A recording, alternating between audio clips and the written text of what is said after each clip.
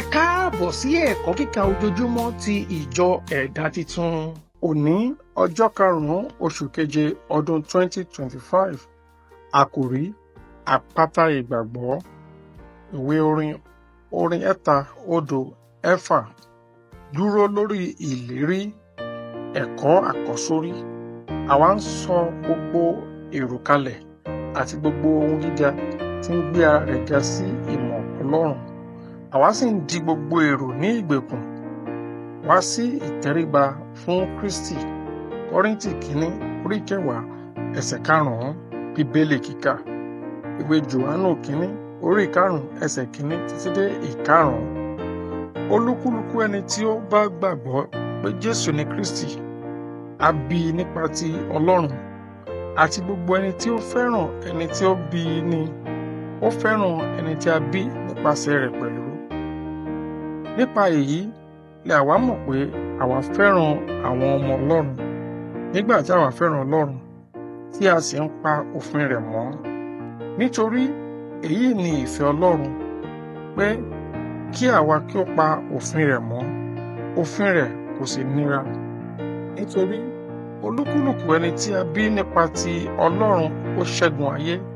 Èyí sì ni ìṣẹ́gun tí ó ṣẹ́gun ayé, àní ìgbàgbọ́ wa. Ta ni ẹni tí ó ṣẹ́gun ayé bí kò ṣe ẹni tó gbàgbọ́ pé ọmọ Ọlọ́run ni Jésù ṣe? Ẹ̀kọ́ nínú Sámúẹ́lì kejì orí 5 ẹsẹ̀ 17 títí dé 25. Dáfídì wà nínú ipò ìṣòro. Ní ẹsẹ̀ 19, Dáfídì tọ̀ Ọlọ́run lọ, ó sì béèrè pé, ṣé kí èmi kí ó gòkè lọ sọ́dọ̀ àwọn Fílístínì? Ìwọ á fi wọ́n lé mi lọ́wọ́. Ó lọ, ó sì ṣẹ́gun. Nígbà náà ni àwọn Fílístínì tún gòkè wá.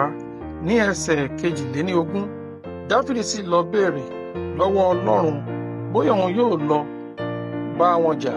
Ṣùgbọ́n ní àkókò yìí Ọlọ́run wí pé bẹ́ẹ̀ kọ́.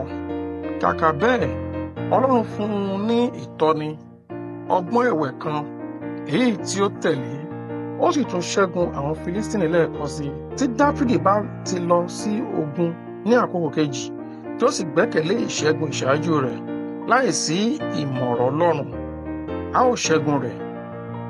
Sámúẹ́lì kejì orí 5 ẹsẹ̀ 23 sí dé 24. Nígbà tí a bá wá sí ọ̀dọ̀ Ọlọ́run nínú àdúrà, ìdàkejì ohun tí Dáfídì ṣe ni a máa ṣe. A máa ń sọ ohun tí ìṣòro náà jẹ́ fún Ọlọ́run. A tún sọ ohun tí ó yẹ kí ó ṣe fún un, ìgbà tí ó yẹ kí ó ṣe é, bí ó ṣe yẹ kí ó ṣe é, àti bóyá ẹni tí ó yẹ kí ó lò láti ṣe náà. A fẹ́ láti fún Ọlọ́run ní gbogbo àlàyé àti ní ìrètí pé kí ó ṣe é ní ìbámu pẹ̀lú ìbéèrè wa. Èyí kò yẹ kí ó rí bẹ́ẹ̀, nítorí pé ìwọ kì yóò sọ fún dókítà rẹ ohun tí ó yẹ kí ó ṣe nígbà tí o bá lọ sí ilé ìwòsàn fún àyẹ̀wò. Wíwá Ọlọ́run nínú àdúrà yẹ kí ó jẹ́ ìgbésẹ̀ àkọ́kọ́ tí ó yẹ kí a ṣe. Nígbàkúgbà tí a bá ń dojúkọ àwọn ìpèníjà àti láti mọ ọkàn rẹ̀ lórí ohunkóhun tí a ń là kọjá. Ṣe àkíyèsí pé Dáfídì ní Sámúẹ́lì kejì orí 5 kò sọ fún Ọlọ́run pé èmi ń jáde lọ láti bá àwọn Fílístínì jà, jọ̀wọ́ fi wọ́n lé mi lọ́wọ́. Dípò bẹ́ẹ̀, ó béèrè bóyá òun yóò lọ bí Ọlọ́run yóò bá fi wọ́n lé òun lọ́wọ́. Ìdáhùn rẹ̀ sì wá di ìpìlẹ̀ iṣẹ́ rẹ̀. Lẹ́yìn náà, ní ọ̀nàkọnà, ohun tí ó gbà láti ọ̀dọ̀ Ọlọ́run nínú àdúrà, bóyá ìfihàn tàbí ìtọ́sọ́nà, yẹ kí ó jẹ́ ohun tí ó ru sókè nípòkípò tí ó bá wà. Ní ọ̀nàkọnà, ohun tí ó gbà láti ọ̀dọ̀ Ọlọ́run nínú àdúrà, bóyá ìfihàn tàbí ìtọ́nisọ́nà, yẹ kí ó jẹ́ ohun tí yóò ru ọ́ sókè nípòkípò tí ó bá wà. Nígbà tí Sátánì bá ju àwọn ọfà oníná rẹ̀, àwọn ìkọlù tí wọ́n fẹ́ di ìbẹ̀rù, ẹ̀bi, ìtìjú, aláìléwu tàbí àìnírètí sílẹ̀, àwọn ọ̀rọ̀ tàbí àwọn ìṣípayá Ọlọ́run fún ọ ni yóò di àpáta ìgbàgbọ́ rẹ tí ìwọ yóò fi kọlù wọ́n. Kọ́ríńtì kejì orí 10 ẹsẹ̀ 4 dé 5. Bí o ṣe ń jẹ́wọ́ tí o sì ń fìdí ọ̀rọ̀ rẹ̀ múlẹ̀ fún ọ tí ó sì ń bá nìṣó ní jíjẹ́wọ́ àwọn ìlérí rẹ̀ nínú Bíbélì, ìwọ ń gbé àpáta ìgbàgbọ́ rẹ sókè lòdì sí ìkọlù àwọn ọ̀tá nínú ọkàn rẹ. Ìgbàgbọ́ ni ohun àkọ́kọ́.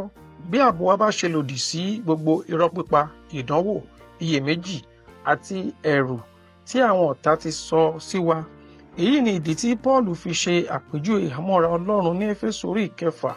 Ó tẹnu mọ́ iṣẹ́ pàtàkì tí nǹkan yìí jẹ́ pẹ̀lú àwọn ọ̀rọ̀ ju gbogbo rẹ̀ lọ.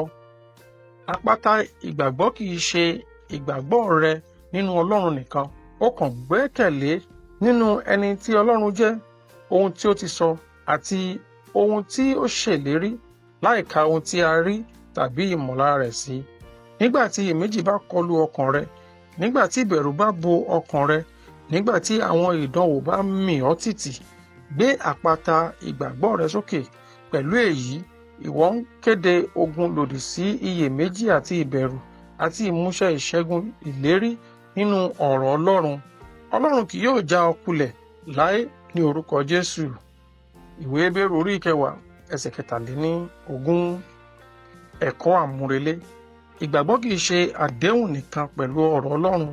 Ó jẹ́ ìṣe tí a gbé ka ọ̀rọ̀ Ọlọ́run. Kì í ṣe pé kò sí ìdojúkọ, ṣùgbọ́n wíwá ìgbẹ́kẹ̀lé nínú Ọlọ́run lákòókò àwọn ìdojúkọ. Àdúrà. Olúwa, fún mi ní àpáta ìgbàgbọ́ láti dúró nínú rẹ, pàápàá nígbà tí ọ̀tá bá dìde sí mi. Nígbà tí ọ̀tá bá kọlù mí pẹ̀lú irọ́, ìbẹ̀rù tàbí ìdánwò, ṣe ìrànlọ́wọ́ fún mi láti gbé àpáta mi sókè àti gbẹ́kẹ̀lé òtítọ́ rẹ. Kọ́ mi láti rìn nípa ìgbàgbọ́, kì í ṣe nípa ojú, àti láti wá ààbò nínú ẹni tí ìwọ jẹ́. Jẹ́ kí ìgbàgbọ́ mi lágbára, kì í ṣe nínú agbára ti ara mi, bí kò ṣe nínú agbára àti àwọn ìlérí rẹ. Mo yàn láti gbà ọ́ gbọ́ ju gbogbo rẹ̀ lọ ní orúkọ Jésù. Àmín. Títí di ọ̀la, ó dàbọ̀.